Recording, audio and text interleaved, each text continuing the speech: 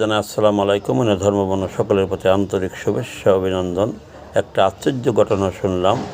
Nora পাগলকে 14 দিন পরে কবর থেকে তোলা হয়েছে। তার লাশে নাকি কোনো পচন ধরে নাই, লাশে নাকি কোনো দুর্গন্ধ হয় নাই। আল্লাহ বলতে পারে সে কোন কোন পর্যায়ের মুসলমান ছিল।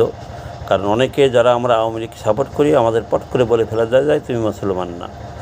তা কে মুসলমান না, কার ইবাদত কবুল হবে, কার ইবাদত কবুল হবে সেটা একমাত্র সৃষ্টিকর্তা বলতে পারে। আওয়ামী লীগ একটা দল, বিএনপি একটা দল, জামাত একটা দল, সেটা কোনো ধর্ম না। ধর্ম হচ্ছে আমাদের ইসলাম। আমি ইসলাম ধর্ম ধরে যেটা আছে, আমি নামাজ রোজা হজ যাকাত পালনের ফরজ সুন্নত পালন করতে হবে। আল্লাহ তাআলা সৃষ্টিকর্তা ওই বিধাতা নাজাত দেওয়ার জন্য রোজ হাসরের ওসিলা খুঁজবে, আর সেই ওসিলা মানবতার ভিতরে পাবে।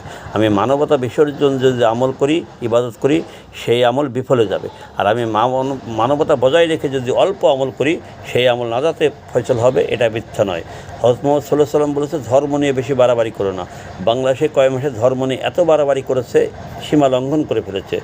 শেষ সীমা লঙ্ঘন করলো কবর থেকে লাশ তুলে, নজিরবিহীন। এটা পৃথিবীর আজ পর্যন্ত কোথাও হয় নাই। তাই যাক, আল্লাহ সকলকে সহিহ বুঝ দান করুন। যারা আওয়ামী লীগ সাপোর্টার, আমাদের পট করে বলে ফেলেন যে তুই মুসলমান না। আমি মুসলমান কি না, আমার কি আবদাত কবুল হবে কি না হবে, সৃষ্টিকর্তা বলতে পারে। তোমার বলার ক্ষমতা নাই, কেউ কোনো মানুষের বলার ক্ষমতা নাই। তাই আল্লাহ সকলকে সহিহ বুঝ দান করুন।